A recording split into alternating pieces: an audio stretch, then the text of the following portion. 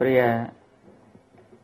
భగవద్బంధువులారా, బాగుపడటానికి భగవంతుడు మనిషి కోసం ఎన్నో ద్వారాలు తెరిచిపెట్టాడు. అందుకునే రుచి ఉన్నవాడికి బాగుపడటానికి ఎప్పుడూ అవకాశం ఉంది. మనలో ఉండేటటువంటి అహంకారం, మనలో ఉండేటటువంటి గర్వం, మనకుండేటటువంటి దాంభిక ప్రవృత్తి తెరిచి ఉంచినటువంటి భగవంతుడి యొక్క ద్వారాలని మూసివేస్తుంటాయి. అహంకారం అంటే శరీరం మీద మనకు ఉండేటటువంటి ఒక గొప్ప అభిమానం. గర్వం అంటే నా అంతటి వాడు లేడు అనిపించే ప్రవృత్తి. దంభం అంటే లేనిదేదో చూపించాలి, ఉన్నట్టుగా ఎదటవాడికి ఒక భ్రాంతి కలిగించాలనే ఒక కోరిక. ఇవి భగవంతుడి నుంచి మనకు అందేటటువంటి ఆ మార్గాలని మూసివేసేస్తుంటాయి. అవి మనకి తగ్గడం చాలా అవసరం. మనస్సుని అవి చాలా పట్టి పీడిస్తుంటాయి. ఆ ఉండడం వల్ల మనం పెద్దల దగ్గరికి చేరలేం, పెద్దలు చెప్పింది వినలేం, విన్నదాన్ని బుర్రకెక్కించుకోలేం, ఎక్కినా దాన్ని మన ఆచరణలోకి తెచ్చుకోలేం. అంటే ఇవి తగ్గడానికి చేయాల్సిన పని కూడా పెద్దల నుంచి వినడమే. అందుకే మనకి వేదాల్లో మొట్టమొదట వినవలెను, శ్రోతవ్య, ఆ తర్వాత మంతవ్య, ఆ తర్వాత నిదిధ్యాసితవ్య. మొదట శ్రోతవ్య, మొదట వినాలి. ఎంతకాలం వినాలండి? వినాలి. ఎంతకాలం వినాలంటే ఎంతకాలం తింటావు ఆహారం? అదేమిటండి, బతుకున్నంత వరకు తింటామండి. వినడం కూడా అంతే. అవి ఒకసారి విన్నాం కదండి, ఎప్పుడు మళ్ళీ అదే కదండి, మళ్ళీ మళ్ళీ వినాలా ఏమిటి అంటే, నువ్వు తినేది కూడా అంతే కదా, అదే అన్నం కదా, తాగేవి అవే నీళ్లు కదా, పీల్చేది అదే గాలి కదా. ఒకసారి పీల్చేసావు, ఒకసారి తాగేసావు, ఒకసారి తినేసావు, మళ్ళీ మళ్ళీ అదే పీల్చాలి, మళ్ళీ మళ్ళీ అదే తాగాల, మళ్ళీ మళ్ళీ అదే తినాలా కదా. అవే ఆకులు, అవే పప్పులు, అవే ధాన్యాలు. ఎంతకాలం తింటావు? బట్టలంటే టకాటకా మార్చి కట్టేస్తాం. ఎస్, మనుషుల్ని కూడా మార్చేసేవాళ్ళు ఉన్నారు, రైట్. కానీ మరి తిండి మార్చట్లేదే, గాలి మార్చటం లేదే, నీరు మార్చటం లేదే. అవి శరీరానికి ఎంత అవసరమో ఆ శరీరంలో ఉండేటటువంటి మాలిన్యాన్ని తొలగించి, మనస్సులో ఉండే మాలిన్యాన్ని తొలగించి, బుద్ధి కంటి ఉండే మాలిన్యాన్ని తొలగించి, జ్ఞానంలో ఉండే లోపాలని పూరించి మనని మనిషిగా తీర్చిదిద్దగలిగేది పెద్దల యొక్క సూక్తులే కనుక వాటిని వినడం కూడా మళ్ళీ అంతే అవసరం మనకి. వీటిని కడుక్కోవాలి. మనం గతంలో అనుకున్నామే, ఇంద్రియాణి మనో బుద్ధి అస్య అధిష్టానముచ్యతే ఏతైర్విమోహయత్యేష జ్ఞానమావృత్య దేహినాం అని భగవంతుడు 3వ అధ్యాయంలో చివరి చెప్తాడు అర్జునుడికి. వీటన్ని చోట్ల మనం ఉండేటటువంటి ఈ అహంకారం, ఈ గర్వం, ఈ దర్పం, వీటి వల్ల మనలో కలిగేటటువంటి కామం, ఇవి ప్రతి చోట స్టాగ్నేట్ అయి ఉంటాయి. వాటిని ఫ్లష్ అవుట్ చేయాలి, వాటిని కడగాలి. మామూలు నీళ్లు పోస్తే కడగడానికి వీలయ్యేవి కావు, అలా తొలగేవి కావు. వాటిని తొలగించడానికి ఒక ప్రత్యేకమైన ప్రాసెస్ ఉంటుంది. ఇప్పుడు ఈ గ్రానైట్ స్టోన్స్ వేస్తారు చూడండి నేల మీద, అది వేసిన తర్వాత మామూలుగా ఏదో ఇలాంటి రాళ్లతో సరి కడిగిస్తే దగ్గర నీట్గా అయిపోతాయి. అలాంటి వాటిని అలా వేస్తే అవి క్లీన్ అవ్వవు. వాటిని ఎప్పుడైనా క్లీన్ చేయాలంటే వాటిని ఆ గ్రైండర్ ఏదో ఉంటుంది దానికి, దాని పేరేమంటారో మనకి అంత బాగా తెలియదు, అది పెట్టి దాన్ని క్రర్ క్రర్ క్రర్ అని తిప్పితే దాని నుంచి అది క్రమంగా దాన్ని క్లీన్ చేసి మళ్ళీ చక్కగా మెరిసేట్టు చేస్తుంది. ఎప్పుడైనా పొరపాటున దాని మీద ఎక్కడైనా నూనో గీనో పడింది అనుకోండి, మరక అంటుకుపోతుంది. మామూలు నేల మీద అయితే కాస్త ఏదో కాస్త పెట్టి ఏదో పెట్టి కడిగేస్తే కనిపించదు, కనిపించినా పెద్ద ప్రాబ్లం ఉండదు. కానీ అలాంటి నేలల మీద అయితే అది ఇంత పడ్డా ఎంతో అసహ్యంగా కనిపిస్తూ ఉంటుంది, చూసారండి. మరి అలాంటి దాన్ని మళ్ళీ క్లీన్ చేసుకోవాలంటే మామూలుగా మీరు సబ్బెట్టి గడిగిస్తే పోదు. దాన్ని మళ్ళీ అదేదో పెట్టి దానికి పాలిష్ పెట్టేటటువంటిది ఏదోనో దాంతో మళ్ళీ ఓ పాలిష్ పెడితే అప్పుడు అది మళ్ళీ నీట్గా తయారైనట్టే ఈ ఇంద్రియ మనం బుద్ధి స్థానాల్లో కూడా అంటుకుండేటటువంటి సంస్కారాల్ని మనం క్లీన్ చేసుకోవాలంటే కూడా పెద్దల యొక్క ఉపదేశంతో గ్రైండింగ్ చేయాలండి. బాగా గ్రైండ్ చేసి ఒకసారి చేస్తే అవ్వదు, అది చేస్తూనే ఉండాలి, చేస్తూనే ఉండాలి, చేస్తూనే ఉండాలి. అప్రయాణాత్ అని అంటారు అనమాట. అంటే చివరి ప్రయాణం నువ్వు చేసేటంత వరకు కూడా ఇది చేస్తూనే ఉండవలే, వినాలి. విన్నదాన్ని తర్వాత క్రమంగా క్రమంగా లోపల మనం ఆలోచన చేయాలి, దానిని మననం చేయాలి. ఆ మననం చేసినది నీకు స్పష్టంగా గోచరిస్తూ ఉండేటంతగా క్లారిటీ ఏర్పడాలి. నిధిధ్యానము అంట, నిధిధ్యాసనము అని పేరు పెట్టారు. ఆ నిధిధ్యాసనం ఎట్లా ఉండాలంటే యథా ద్రష్టవ్య తథా నిధిధ్యాసితవ్య. ఆ మంత్రం ఎట్లా ఉంటుందంటే యాజ్ఞవల్కుడు మైత్రేయికి చెప్పింది, ఆత్మావారే ద్రష్టవ్య శ్రోతవ్య మంతవ్య నిధిధ్యాసితవ్యో మైత్రేయీ అని ఉంటుంది. ద్రష్టవ్య అని మొట్టమొదటి మంత్రంలో మొట్టమొదట ఉన్నా మొదట చూడడం అనేది జరగదు మనకి, మొదట వినడమే జరుగుతుందంతే. విన్నదాన్ని మననం చేస్తే అది మనస్సులో నిలబడితే ఆ చేసేటటువంటి మననం యొక్క ఇంటెన్సిటీ వల్ల, దాని యొక్క తీవ్రత వల్ల, ఎంత తీవ్రంగా నువ్వు దాన్ని చేస్తే క్రమంగా క్రమంగా ఆ మనసు మీద ఉండేటటువంటి ఆ మురికి మరకలు తొలగి అది మెల్లిగా ప్రకాశించడం ప్రారంభిస్తే అప్పుడు నీ మొహం అక్కడ పెడితే నీ మొహం దాంట్లో స్పష్టంగా కనిపిస్తుంది. ఎదురుకుండా కనిపిస్తున్నంత స్పష్టత నీకు ఆ స్టోన్లో ఏర్పడుతుంది. అప్పుడు నువ్వు నేను చూసుకోగలుగుతావు.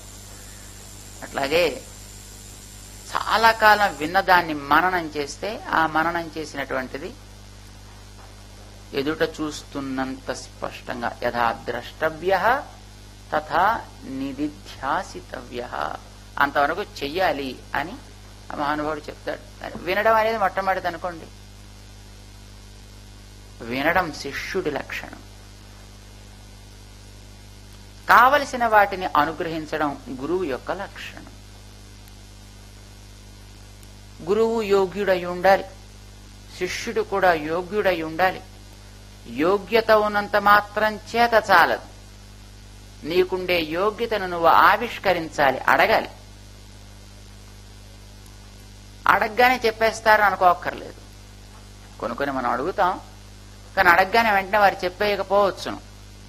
ఎందుకంటే నువ్వు అడిగినటువంటి దాన్ని నీకు చెబితే విని నువ్వు దాన్ని లోపల అరిగించుకోగలిగే స్థితి ఉందా లేదా, అది నీకు చెబితే దాన్ని చెప్పిన దాన్ని నువ్వు అర్థం చేసుకోగలిగే పక్వత ఉందా లేదా కూడా వారు పరిశీలన చేస్తారు.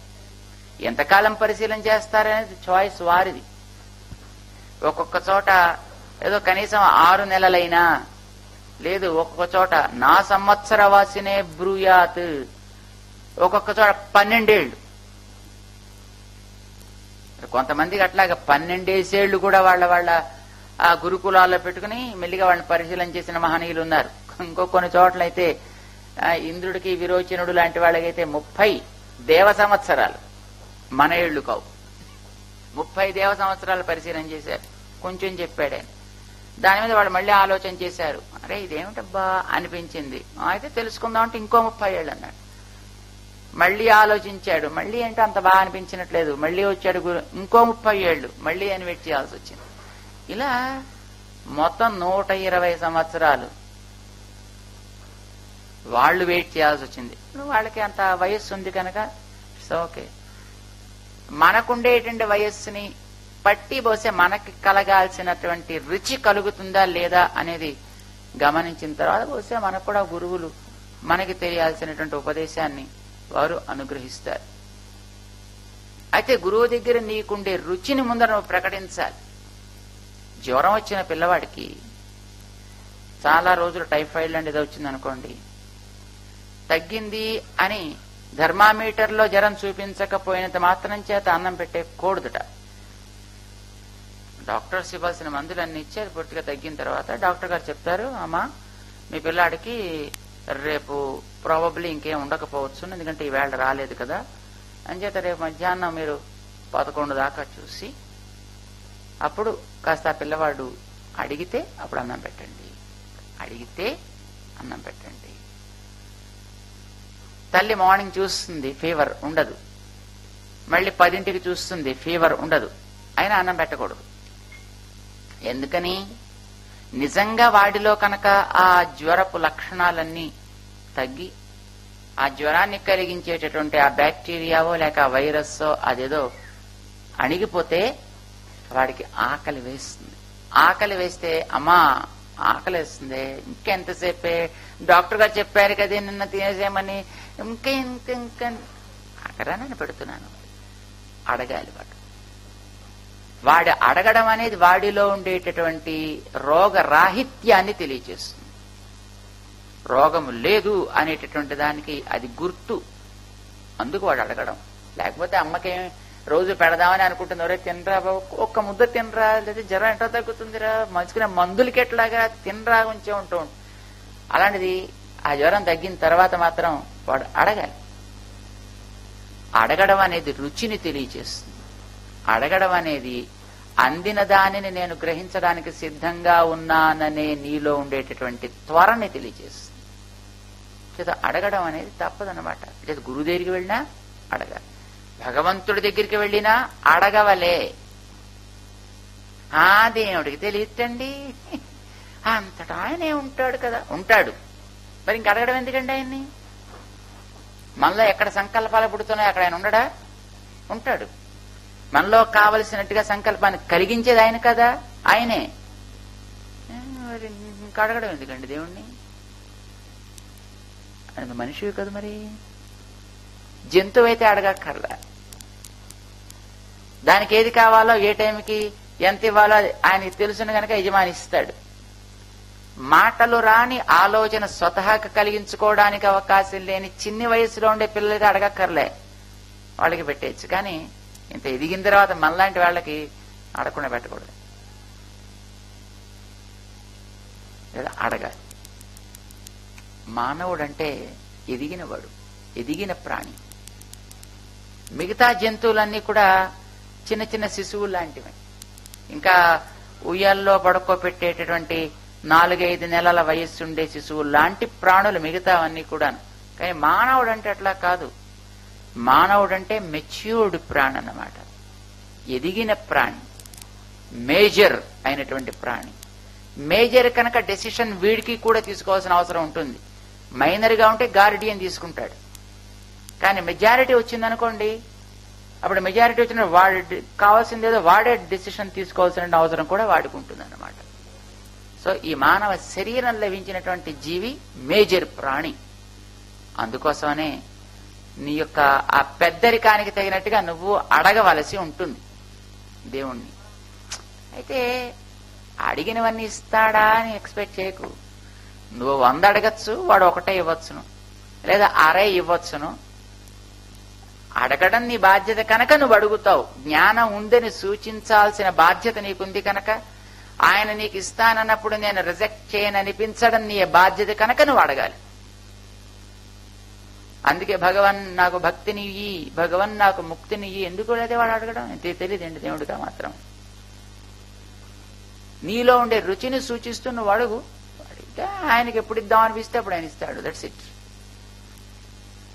మనకి ఎక్కడ ప్రాబ్లం వస్తుందంటే, అడిగామండి మేము ఎన్నిసార్లు అడిగామండి, అడిగినా ఏం ఇవ్వలేదండి ఇప్పుడు దాకా, ఎందుకండి ఇలాంటి ఇవ్వని దేవుడికి ఇంకో దేవుడు తిరిగిపోతామండి. అక్కడ ప్రాబ్లం వస్తుంది. అడిగిన వెంటనే ఇచ్చేయాలని ఎక్స్పెక్ట్ చేస్తాం మనం. That's wrong. అడగడం నీ బాధ్యత కనుక అడుగు. అడగడం నీలో ఉండేటువంటి రుచిని సూచించేది కనుక అడుగు. అడిగిన తర్వాత వాడు ఎప్పుడు ఇస్తాడో అప్పటిదాకా వెయిట్ చేయి. చిన్న చిన్న పిల్లలకి చూడండి, వాళ్ళకి కారు ఎక్కేసి నడిపేద్దాం అనిపిస్తూ ఉంటుంది. నాన్న కీస్ నాకు కావాలి, నాన్న కీస్. వాడు ఇంత చేసి 2 అడుగులు లేడు వాడు. కానీ వాడికి సరదా, చిన్నపిల్లలకి సరదా ఉంటుంది కదా. నాన్న నాకు కీస్ ఇయ్యి అని అడుగుతాడు. ఇచ్చేస్తారా మీరు? ఆ పిల్లాడిని కార్ డ్రైవింగ్ చేయించనిస్తారా? ఏమవుతుందో తెలుసునా మీకు కారు చేయించనిస్తే? కీస్ వాడి చేతికి ఇస్తే పిల్లవాడు అడుగుతాడు, ఇవ్వకపోతే ఏడుస్తాడు, మారాం పెడతాడు, నేను తిన్ను అంటాడు. It's okay. అయినా మీరు ఇవ్వరు, ఇవ్వతగదు కనుక. లేదా వాడు కారులో తీసుకెళ్ళి ఎక్కడ కూర్చోబెట్టి అక్కడ ఇస్తారు. కాసేపు తాళాతో ఆడుకోరు అబ్బాయిని అంతే తప్ప కారులో పెట్టి కీసిని వాడిని అక్కడ ఉండనివ్వరు. వాడికి ఇంకా దాన్ని నడిపే వయసు లేదు కనుక. వయస్సు ఒకవేళ వాడికి ఆ వయసులోనే నేర్పడం నడపడం వచ్చేసినా బయటకు వెడితే మళ్ళీ ఆ పోలీసుడు పట్టుకుంటాడు కనుక. లైసెన్స్ వాడికి లేదు కనుక వాడికి అది ఇస్తే మిమ్మల్ని పట్టుకుంటాడు మళ్ళీ ఆ పోలీసుడు, మిమ్మల్ని మళ్ళీ జైల్లో పెడతాడు. అంచేతనైనా ఇవ్వకూడదు. దేవుడి అంటే మన దగ్గరే ఇన్ని లాజిస్టిక్స్ ఉండేటప్పుడు దేవుడి దగ్గర ఉండవా? నువ్వు అడగగానే ఇచ్చేస్తాడు తక్కువని నీకు. నువ్వు ఉద్యోగం అడగచ్చు, సద్యోగం అడగచ్చు, డబ్బులు అడగచ్చు, పిల్లల్ని అడగచ్చు, పెళ్లిళ్ళని అడగచ్చు, పేరెంటాన్ని అడగచ్చు, ఆరోగ్యం అడగచ్చు, ఐశ్వర్యం అడగచ్చు, పదవులు అడగచ్చు, విద్య అడగచ్చు. ఏది అడగడం అనేది దట్ ఈస్ అఫ్ కోర్స్ నీకు ఏది అవసరం అన్నీ అడుగు. కానీ ఏది ఇస్తే, ఎంత ఇస్తే, ఎలా ఇస్తే దాన్ని అది అంతవరకు అంగీకరించు. ఓకే భగవద్, ఇది నాకు ఇవ్వతగునని బహుశా నీకు అనిపించినట్టుంది, సంతోషం, నేను అలాగే ఉంటానులే, ముందుకు సాగు. మళ్ళీ ఇంకోసారి అడుగు కావాలంటే ఇట్స్ ఓకే, అప్లికేషన్ మళ్ళీ పెట్టు, మళ్ళీ ఎంత ఇస్తే అంతటితోటే ఆగు. ఇది మనం గుర్తించగలిగితే చాలే, మనకి పెద్ద ఇబ్బందులు ఉండవు జీవితంలో. మానవుడు తనకి కావలసినటువంటి దానిని అడిగి గ్రహించుట అనేటటువంటిది కూడా ఒక అవసరం. గురువు దగ్గరికి వెళ్ళినా నీకు కావలసినటువంటి విద్యని నువ్వు అడగాలి. అయితే అడిగే పద్ధతి ఉంటుంది. ఇష్టం వచ్చినట్టుగా నోట్లో నాలుగుంది కదా అని దానికి దుర్వినియోగం చేయకూడదు. అంటే ఇష్టం వచ్చినట్టు అడగకూడదు, ఇష్టం వచ్చినట్టు మాట్లాడకూడదు, ఇష్టం వచ్చినట్టు నేను ఇమ్మంటే ఇంకా ఏవో ఇలాంటివి ఉండకూడదు అనమాట. అడగాల్సిన క్రమం తెలిసి అడగడాన్ని దానికి ప్రశ్నము అని అంటారు. మామూలుగా అడిగితే అది ప్రశ్న, నీకొచ్చినట్టుగా అడిగితే. కానీ నీకు విషయాన్ని అందివ్వవలసిన వ్యక్తికి అది మనస్సుకి నచ్చేటట్టుగా, నీకు దాన్ని వారు వివరించగలిగేటట్టుగా అడగడం అనేది ప్రశ్న అని అంటారు. ప్రశ్న అంటే చుట్టూ అని అర్థం. నీకు కేవలం అడిగింది ఒక్కటే ఇచ్చేస్తే చాలదు. ఇప్పుడు మీరు ఏదైనా కొన్ని వస్తువులు కొనుక్కుంటుంటారు చూడండి, కొంచెం ఖరీదైనటువంటి వస్తువులు కొంటుంటారు. ఏదో కొంచెం ఖరీదైన మంచి పెన్ను కొంటారండి, ఏదో మాంట్ బ్లాక్ పెన్ లాంటిది కొన్నారనుకోండి. ఆ పెన్నుకి పైన చిన్న కవర్ పెడతాడు, ఆ కవర్కి పైన ప్లాస్టిక్ పెడతాడు, దానిపైన ఒక పెద్ద బాక్స్ పెడతాడు, ఆ బాక్స్ మీద మరి ఇంకో రేపర్ పెడతాడు. అసలు పెన్ను ఖరీదు కంటే దాని ఖరీదు ఎక్కువ ఉంటుంది. ఎందుకు ఇవన్నీ పెట్టడం అంటే ఆ లోపల దాని యొక్క విలువ నీకు తెలియడం కోసం. మామూలుగా మనం సీడీస్ ఉంటాయండి, చిన్న సీడీ కొనుక్కున్నాం అనుకోండి, మామూలు సీడీ అయితే చక్కమైన సీడీ తీసిస్తే సరిపోయాయి.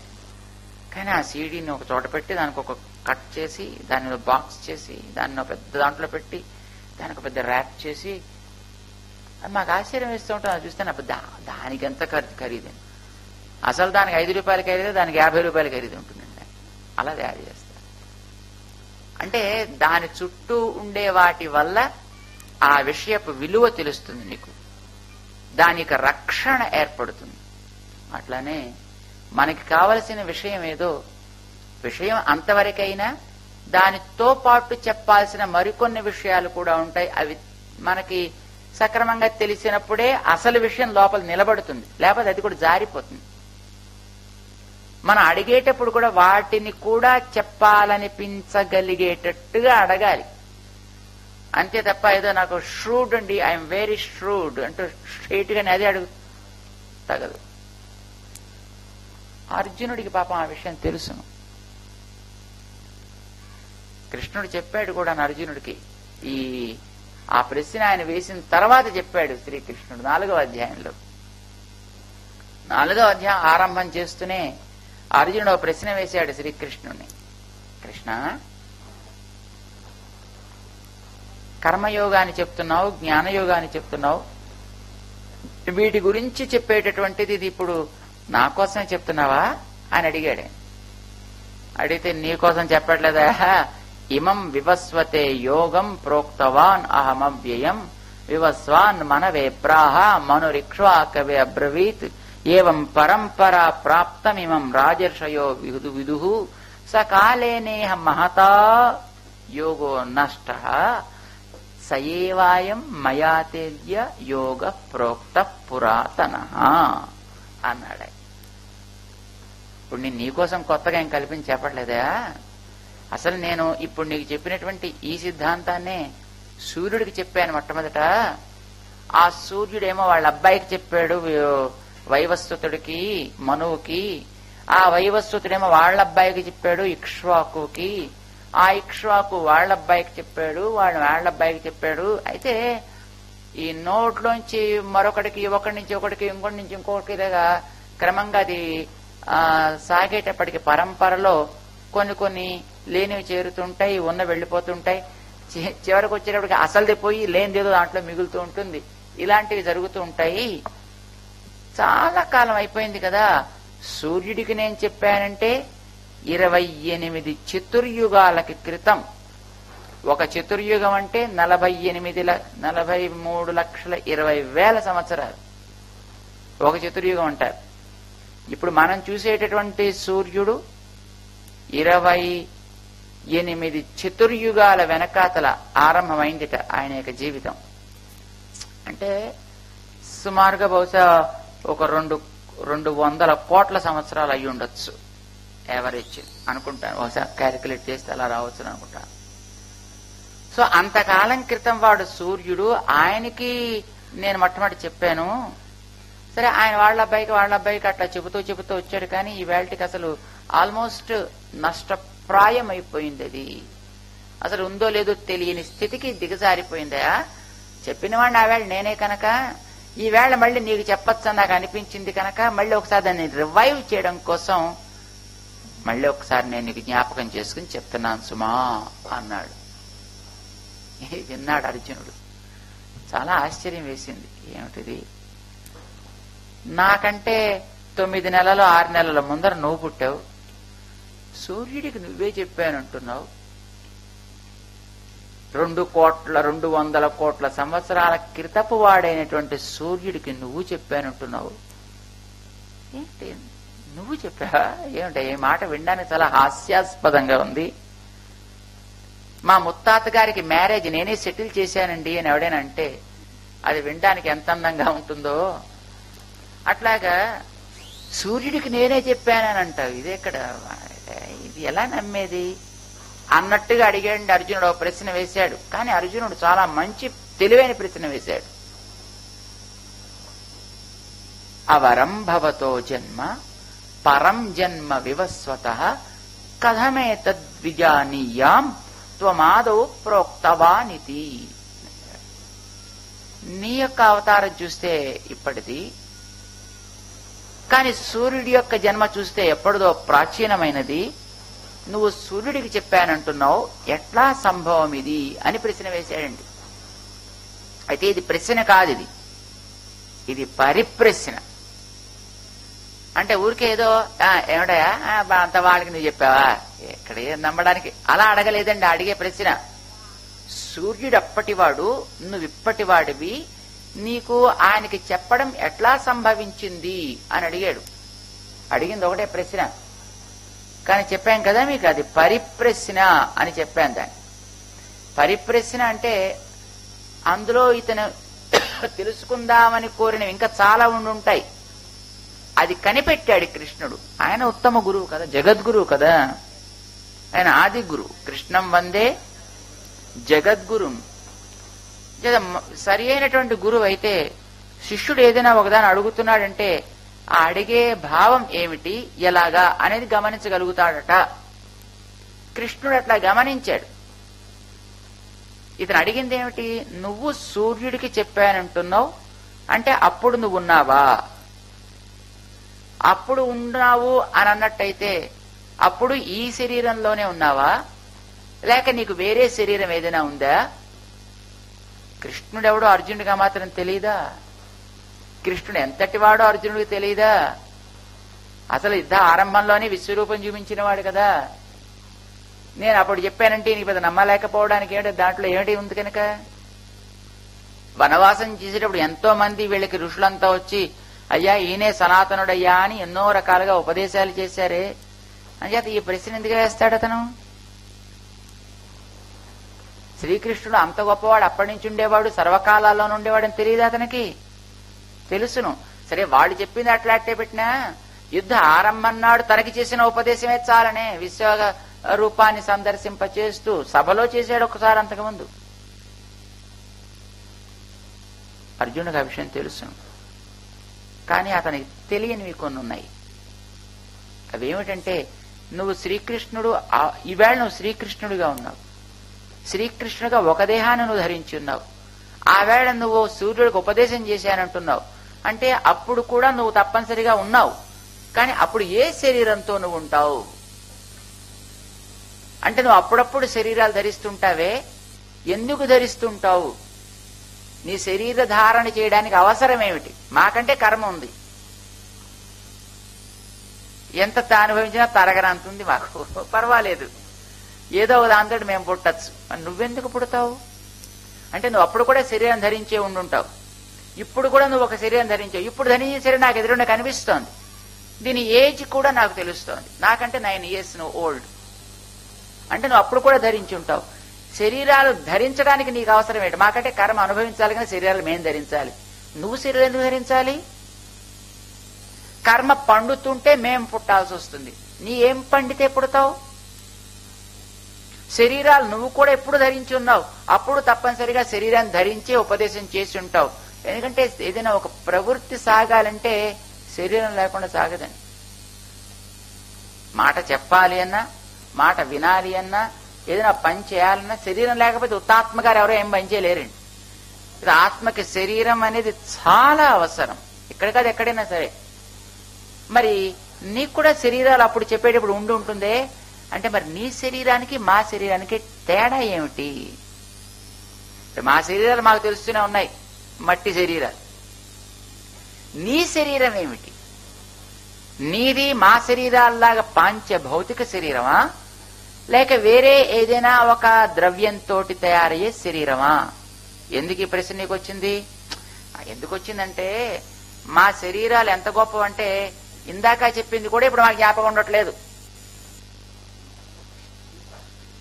మరి నీకేమో అప్పుడెప్పుడో చెప్పింది కూడా నీకు ఇప్పుడు జ్ఞాపకం ఉందంటున్నావు. యథాతథంగా దాన్ని మళ్ళీ నేను నీకు చెబుతున్నానంటున్నావు. నువ్వు ఈ శరీరాల్లో ఉండే మాలాంటి వాళ్ళకి ఇచ్చేయడం వల్లనే ఇది క్రమంగా పరంపరలో ఒకరి నుంచి ఒకరికి వచ్చేటప్పుడు మధ్యలో డిస్టార్ట్ అయిపోయింది పూర్తిగా. లేనిపోయినవన్నీ మొత్తం దాంట్లో చేరిపోయి అసలు దేవుటో దాంట్లో నకిలీ దేవుటో తెలియకుండా అయిపోయింది మాకు ఇప్పుడు ఈ వేళ. అంటే నీ శరీరాల్లో అలా మరపు రానివ్వకుండా యథాతథంగా నీ జ్ఞానాన్ని ఉంచేటటువంటిది ఏదో ఒక ఎలిమెంట్ ఉండి ఉంటుంది. అలాంటి ఎలిమెంట్స్ తోటి నీ బాడీ ఏదో తయారై ఉండాలి. So what elements are responsible for your body? మరి శరీరాల్లో మేమున్నాం, మా ఇష్టం వచ్చేట్టు మేము చేసుకోలేకపోతున్నాం. నువ్వు అప్పుడు చెప్పానంటున్నావు, ఇప్పుడు చెప్పానంటున్నావు, అంటే ఆ బాడీ నీ కంట్రోల్లోనే ఉంది, ఈ బాడీ నీ కంట్రోల్లోనే ఉంది, మధ్యలో బాడీస్ నీ కంట్రోల్లోనే ఉండుంటాయి.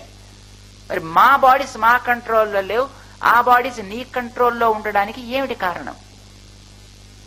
ఇవన్నీ అర్జునుడికి కలిగిన ప్రశ్నలండి మనస్సులో. కానీ ఇవన్నీ అర్జునుడు అడగలేదు. చూడండి, అడిగింది తాను ఒకటే ప్రశ్న, సూర్యుడు అప్పుడు, నేనిప్పుడు, అప్పుడు ఇప్పుడు చెప్పింది నువ్వే అంటున్నావు కృష్ణ, దాని విషయం నాకు స్పష్టం చెయ్యవా? దాన్ని నేను ఎట్లా క్లారిటీ పొందగలుగుతాను ఆ విషయంలోనూ? This is what he asked. కానీ అర్జునుడి మనస్సులో ఉండేటువంటి భావాన్ని చక్కగా గ్రహించాడు శ్రీకృష్ణుడు. దానికి 6 సమాధానాలు ఇచ్చాయండి ఆయన. నాయనా, నేను కూడా పుడుతూనే ఉంటా, నువ్వెలా పుడతావో నేను కూడా అలానే పుడతా. నీ జన్మ నిజమే, నా జన్మ కూడా నిజమే. చాలా మంది మనకి ఈ ఫిలాసఫీ అనగానే, వేదాంతం అనగానే ఇదంతా మాయ, ఇదంతా కళ, ఇదంతా బుడగ, ఇదంతా మిథ్య, జన్మ మిథ్య, తిండి మిథ్య, సంపాదన మిథ్య, ఇల్లు మిథ్య, బంధువులు మిథ్య, అంతా మాయ వింటుంటారు మీరు కూడా. అంతా మాయట. కానీ పాపం టైంకి మాత్రం ప్లేట్ వాడికి ముందరికి కరెక్ట్ గా రావాలి, టైంకి వాడికి కాఫీ టక్క రావాలట, పొద్దున్న బ్రేక్ఫాస్ట్ ఇడ్లీయే ఉండాల్సింది వాడికి, వాళ్ళు కూడా వెనక్కి రాస్తుంది వాడికి. అంతా మాయ. మరి అదేమిటంటే అది కూడా మాయే అంటాడు వాడు. అంటే ఆ ఇడ్లీ కాఫీ కూడా మాయేనండి. మరి దానికోసం నువ్వెందుకు రా లంపటం అంటే ఈ లంపటం కూడా మాయే అంటే మొత్తం అన్ని మాయే వాడికి. నో, నా జన్మ నిజమే, నీ జన్మ నిజమే. నీ జన్మ ఇప్పుడు ఎదురుకుండా కనిపిస్తోంది, ఇది ఎంత నిజమో నా జన్మ కూడా అంతే నిజం. బహూని మే వ్యతీతాని జన్మాని తవచ. నీ జన్మలాగా అని నీ జన్మని దృష్టాంతం చేసి భగవంతుడు తన జన్మలు కూడా అట్లానే వాస్తవము సుమా అని మట్టమాడి చెప్పాడు. అంటే నేను కూడా జన్మలు ఎత్తుతానయా, నేను ఊరికి ఏదో టక్క మీద ఆకాశంలోంచి లాగా చేయబెట్టి సింహలాగా ఓ కిరణం ప్రసరింపచేసి ఇదంతా మొత్తం చేసేస్తాను అని అనుకోకు. నేను కూడా నీలాగే జన్మ, నావాడివి కదా నువ్వు. లేదా నువ్వు ఎంత కిందకి దిగజారుతుంటే నిన్ను పైకెత్తడానికి నేను కూడా అంత క్రిందకి దిగుతా. అయితే దిగేది నీలాగా అప్రయత్నంగా చేత కాకుండా పుట్టను నేను, అన్ని నాకు తెలిసే నేను వస్తాను. అజోపి సన్ అవ్యయాత్మ భూతానాం ఈశ్వరోపి సన్ సంభవామి. నేనెక్కడున్నా నాకుండేటటువంటి సామర్థ్యం ఎప్పుడు లోపించదు. సరే, మనకేం చేత కాదు, ఇది మనకు తెలుసు. శరీరంలో మనం వచ్చామంటే అయిపోయింది మన పని. కానీ ఆయనకి అలా కాదు, ఆయన ఎక్కడున్నా ఏదైనా తను చేసుకోగలిగిన వాడుగానే తానుంటాడు. జన్మల యొక్క ప్రభావానికి లోను కాడు అజుడు. మనం లోను కాకపోవడం లేదండి, మనం లోన్ అవుతున్నాం కనుకనే ఎక్కడుంది ఇప్పుడు కొద్దిసేపు కొంచెం లేట్ అయిందంటే ఎక్కడండి అని మనం వెతుకుతూ ఉంటాం అనమాట. మనం దీనికి లోబడిపోతున్నాం, కానీ తాను వీటికి లోబడాల్సిన అవసరం లేదు. అజుడు తను చేసేటటువంటి పని వల్ల తన జ్ఞానం నశించదు. మనం చేసే ఒక్కొక్క పని మన మీద ఒక్కొక్క పొర వేసేస్తూ ఉంటుంది. ఓ పని చేశామంటే ఓ పొర అయింది, ఒక ఆలోచన చేశామంటే అది ఓ పొర అయిపోయింది. ఎప్పుడైతే పొరలు పెరిగాయో లోపల ఉండేటి కాంతి కనిపించకుండా పోతుంది, మన జ్ఞానం కాస్త నశించిపోతూ ఉంటుంది. ఆ కర్మల యొక్క మసి మాత్రమే మిగులుతుంది మనలో. మరి ఆయనకి అవ్యయాత్మ అలాంటిది ఉండదు. మన ఎక్కడుండి మన ఒంటి మీద మన కంట్రోల్ లేదు, పక్కవాడిని మన అసలు చెప్పి వాడి చేత ఏం పని చేయించలేం. భూతానాం ఈశ్వర. ఆయన ఎంత చిన్న శరీరంలో ఉన్నప్పటికీ కూడా సమస్త విశ్వాన్ని కూడా నియంత్రించగలిగేటటువంటి స్థితిలోనే తానుంటాడు ఇప్పుడు కూడాను. నేను అట్లా వస్తానయ్యా అంటే నా శరీరాలు ఇలాంటివి అని చెప్పుకున్నాడే. మరి మమ్మల్ని అయితే కర్మ తోస్తుంది, నిన్నేం తోస్తుందయా అని అడిగాడే. నన్ను తోసే ఫ్యాక్టర్ ఏమి లేదయా, కేవలం దయచేతనే నేను పుడతా. నాకెప్పుడు పుడదాం అనిపిస్తే అప్పుడు పుడతాను. నువ్వు అడిగినప్పుడా నేను పుట్టాను. దేవతలు ఎంతెంతో కాలం అరులు చాచారు. భగవంతుడు వచ్చేసి రావణాసురుని చంపిస్తే బాగుండు, రావణాసురుని చంపిస్తే బాగుండు కానీ వచ్చారా? రాలే. ఆయనకి వద్దామని అనిపించినప్పుడు ఉత్తరకామేశ్వరి దశరుడు చేసుకుంటూ ఉంటే అక్కడికి వెళ్లి కనిపించి ఇగో నేను వస్తున్నాను, మీకేం బెంగలేదు అని చెప్పాడు.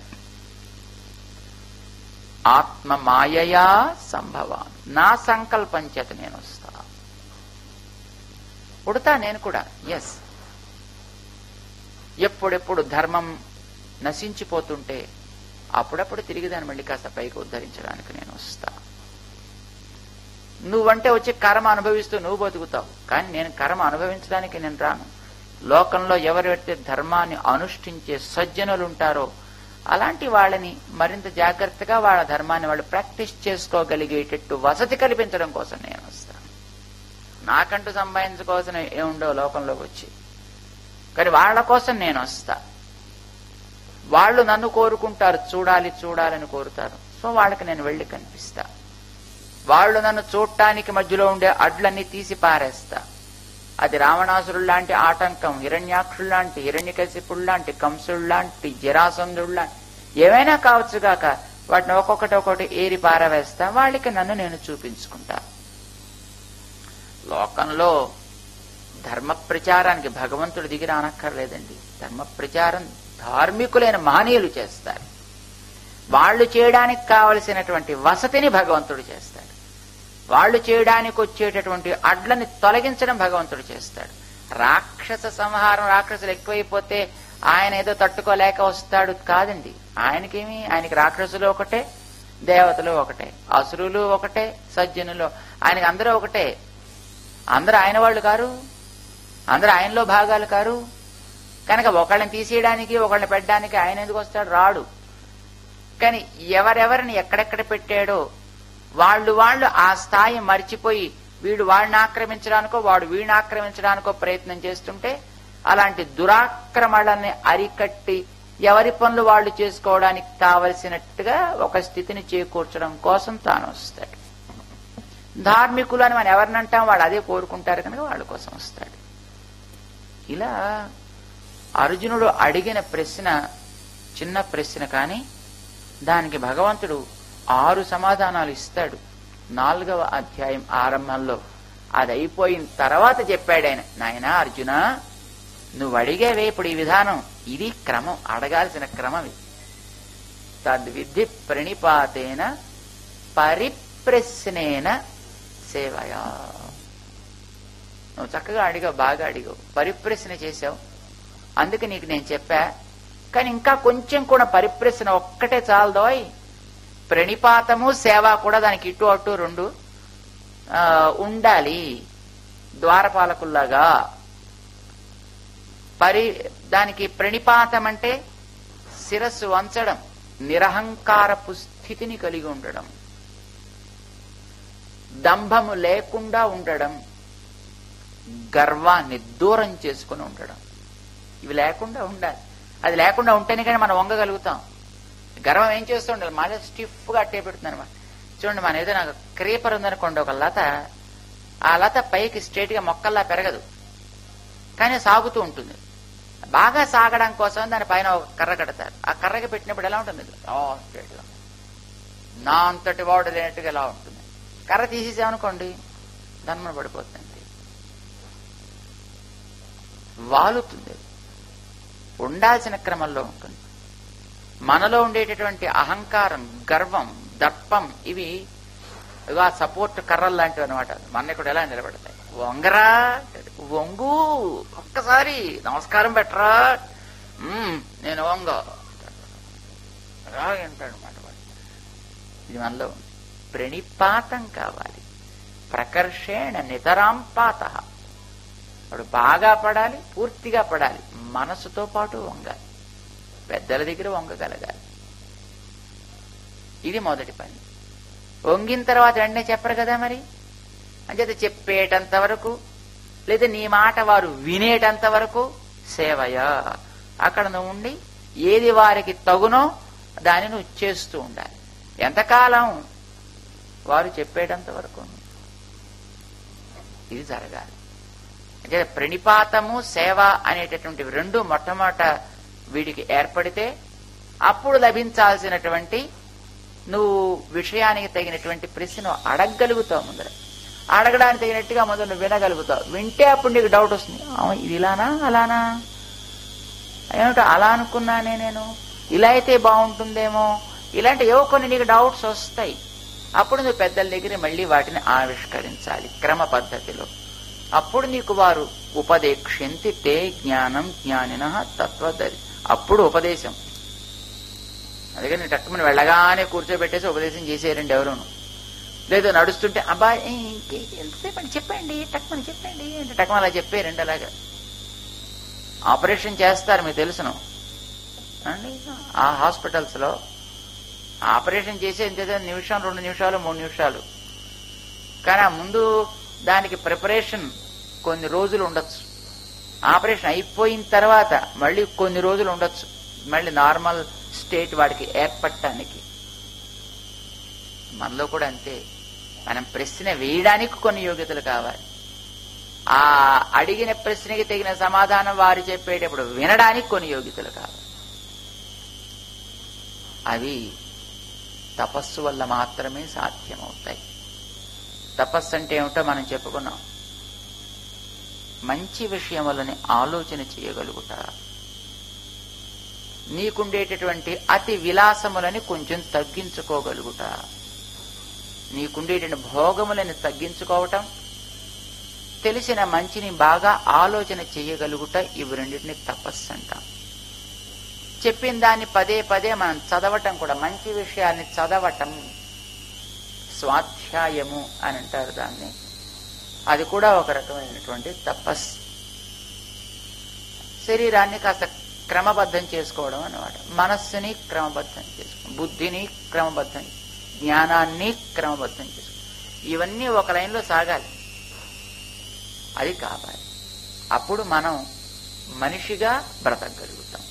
బ్రతకడానికి కావాల్సిన తెలుసుకోగలుగుతాం కనీసం. అది బాగా కలిగిన మహనీయుడు వాల్మీకి, అది బాగా సిద్ధి పొందిన మహనీయుడు నారదుడు. అందుకే నారద భగవాను సేవించుకోగానే వాల్మీకి పరిప్రశ్న చేయాలి అని అనిపించింది. రామాయణంలో మొట్టమొదటి శ్లోకంలోనే నారద, మొట్టమొదటి నారదుడు వచ్చాడు అక్కడికి. అలాంటి నారదుణ్ణి పరిపప్రచ్ఛ వాల్మీకి నారదం పరిపప్రచ్ఛ వాల్మీకి మునిపుంగవం. మునిపుంగవుడు చక్కటి మననశీలుడు, విన్నదాన్ని చక్కగా తాను మననం చేసుకోగలడు. ఎదటవాడికి కూడా అది మనన పర్యంతము కాగలిగేట తీర్చిదిద్దగలిగిన మహనీయుడు కూడా నాయన. అందుకోసమే అతని దగ్గరికి వెళ్ళి ఈ వాల్మీకి భగవానుడు పరిపప్రచ్ఛ, పరిప్రశ్న చేశాను. ఏమడిగాడు ఆయన? ఆయనకు కావాల్సింది ఏంటి? అయినా మానవత్వం అనేది మన మనుషులం కదా, మానవత్వాన్ని పెంపొందించుకోవాలి కదా. పెంపొందించుకోవడానికి కావలసిన వాడు మన కాలంలో ఎప్పుడు ఉంటాడా? ఒకడు ఉంటే వాణ్ణి మనం ఎట్లాంటి గుర్తులతోటి ఐడెంటిఫై చేయగలుగుతాము? ఆ కాలంలో ఉండేవాడి గురించి ఆయన అడిగాడు. అది ఏ కాలంలోనైనా అది వాస్తవమే కదా. ఏ కాలానికైనా అది దట్ ఈస్ ఇటర్నల్ ట్రూత్. అది ఆ కాలానికి ఈ కాలానికి ఇంకో కాలానికి అనే ప్రశ్న ఏం లేదండి. ఏ కాలానికైనా అవసరమే అలాంటి ఒక్క వ్యక్తిని తెలుసుకోవడం. తెలుసుకోవడానికి మనకు స్కేల్ కావాలి కదా. అంచేత దేంతో మనం స్కేల్ చేస్తాం మనిషిని? ఇది ప్రశ్న. ఎట్లా మనం స్కేల్ చేసేటటువంటి గుణాలు ఏమిటి? నారద భగవాను వాల్మీకి అడిగినటువంటి ప్రశ్నలోనే అస్మిన్ లోకే సాంప్రతం, ఈ లోకంలో, మళ్ళీ ఎక్కడ స్వర్గంలోనో ఇంద్రలోకంలోనో చంద్రలోకంలోనో వరుణలోకంలోనో పాతాళ లోకంలోనో ఎవడో ఉన్నాడు, వాడు ఇలాంటి వాట వాడు అలాంటి వాట అంటే మాకెందుకు? అది సరే, మనం ఎక్కడ చూడగలుగుతాం? మనం ఎక్కడ దాన్ని స్వీకరించగలుగుతాం? అంచేత అలాగే ఎక్కడో ఎవడో ఉన్నాడంటే లాభం లేదు. అస్మిన్ లోకే, ఈ లోకానికి చెందిన వాడై ఉండాలి, చాలదు. సాంప్రతం, అది ఇప్పుడు నేను వాడిని చూడగలిగేట్టుగా ఉండాలి.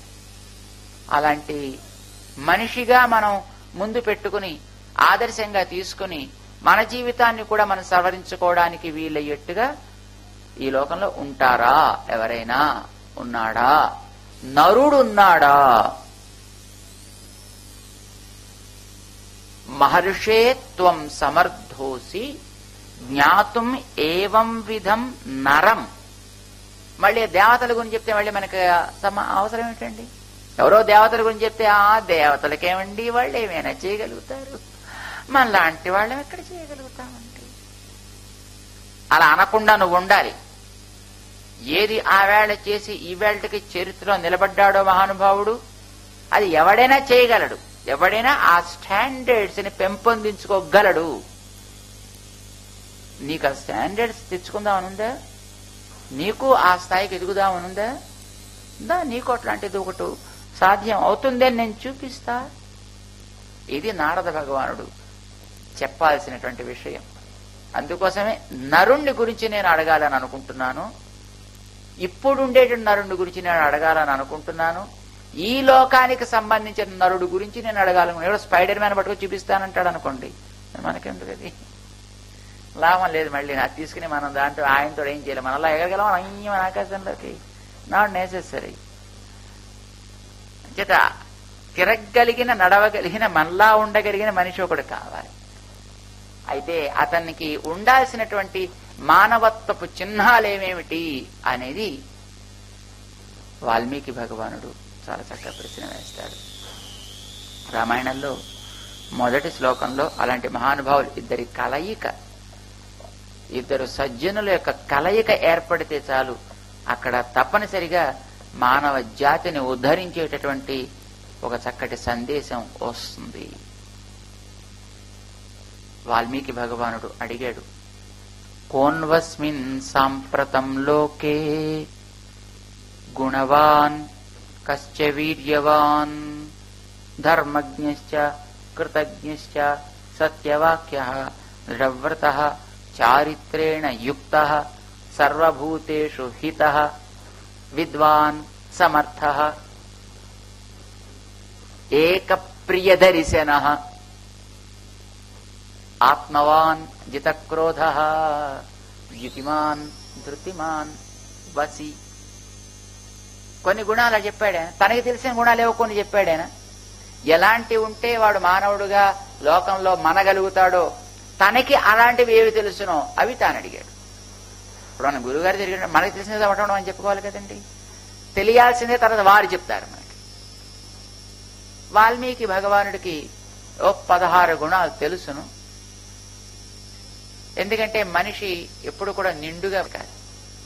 నిండుగా అంటే 100 ఏళ్ళని కాదని మా అర్థం. వాడు 1 ఏడాదే ఉండొచ్చు, కానీ మంచి మనిషిగా బ్రతకాలి, నిండు మనిషిగా బ్రతకాలి. అంతేకాని తాను ఏడుస్తూ ఉన్నవాళ్ళందరినీ ఏడిపిస్తూ ఇలా బతకూడదు. ఎప్పుడు తాను హాయిగా ఉండాలి, ఇతరుల్ని హాయిగా ఉంచగలగాలి. అయితే ఆ హాయి అనే దానికి స్థాయిలు ఉంటాయనుకోండి, అది వేరే విషయం. ఇలా మనిషి బ్రతకాలంటే నిండుతనానికి ఎప్పుడు మనవాళ్ళు గుర్తుగా చంద్రుణ్ణి చూస్తుంటారు. పూర్ణిమ నాటి చంద్రుణ్ణి. పూర్ణిమ నాటి చంద్రుల్లో కొన్ని కళలుంటాయి. ఎన్ని ఉంటాయి? 16 కళలుంటాయి. కనుక నిండు మనిషి అంటే కూడా 16 గుణాలైనా కనీసం ఉంటే వాడు నిండు మనిషి అవుతాడు కాబోలు అని ఆయన భావించాడు ఆ మహానుభావుడు. అందుకోసమని ఆయన 16 గుణాలని ఆయన ప్రశ్న వేశాడు. అయితే 16 గుణాలని గురించి అడిగేటప్పుడు మొట్టమొదట ఆయన అడగడమే గుణవాన్ కః. ఇది ప్రారంభంలో ఆయన అడిగింది. గుణవంతుడు ఎవడు? మరి గుణవంతుడు అంటే మిగతావన్నీ కూడా మళ్ళీ గుణాలే కదా. మళ్ళీ గుణం అంటూ మళ్ళీ దీన్ని విడదీసి మరి గుణవంతుడు ఎవడంటే ఇంక మిగతావన్నీ గుణాలు కావా? అంటే మిగతావి కూడా గుణాలే, కానీ మొట్టమొదటి తాను వేసినటువంటి గుణవాన్ కః అనే ప్రశ్నకి తాత్పర్యం దేనిని మనం ప్రధానంగా గుణము అని అనతగునో, ఆ పదం దేనికి చెందుతుందో దాని గురించి ఆయన ప్రశ్న వేశాడు అని మన రహస్యం తెలిసినటువంటి పూర్వాచార్యులు దాన్ని వివరిస్తారు. అది ఏమి గుణం? సౌశీల్యం అని అంటారు. ఈ సౌశీల్యం అనేటటువంటి దానికి గుణము అనే పేరు ప్రసిద్ధి. మిగతా వాటికన్నిటికీ ఇది ఫలానా ఫలానా గుణం ఫలానా గుణం అని చెప్పాలి. అసలు ఏ ఉపపదం లేకుండా గుణము అని అంటే సౌశీల్యమే. శాస్త్రంలో కొన్ని పదాలు ఉన్నాయి. ఆ పదాలు మనం ప్రయోగిస్తే దానికి అర్థం నిర్ణీతంగా ఇదే అని ఉంటుంది. అది కాకుండా ఇంకోటి ఏమైనా చెప్పాలి అంటే దానికి కొంచెం ముందు వెనక చేర్చాల్సినవి కొన్ని ఉంటుంటాయి. ఉదాహరణ చెప్తాను చూడండి మీకు. ఆత్మ, ఈ పదం ఎక్కడైనా వేదం వాడింది అంటే అది సాక్షాత్తు భగవంతుడికే. జీవుడు అని చెప్పడానికి ఆ పదం వాడాల్సి దానికి ముందర కొంచెం చిన్న ప్రిఫిక్స్ ఒకటి యాడ్ చేస్తారు. ప్రత్యేగాత్మ లేదా క్షేత్రజ్ఞ లేదా చిత్. ఇలా వాడతారు. ఇలాంటి పదాలు వాడే ఆత్మని చెప్తారు. అంచేత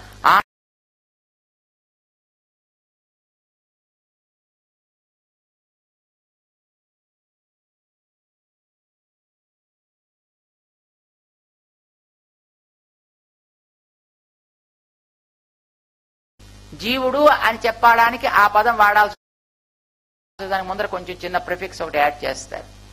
ప్రత్యేగాత్మ లేదా క్షేత్రజ్ఞ లేదా చిత్ ఇలా వాడతారు. ఇలాంటి పదాలు వాడే ఆత్మని చెప్తారు. అంచేత ఆత్మ అని ఎక్కడైనా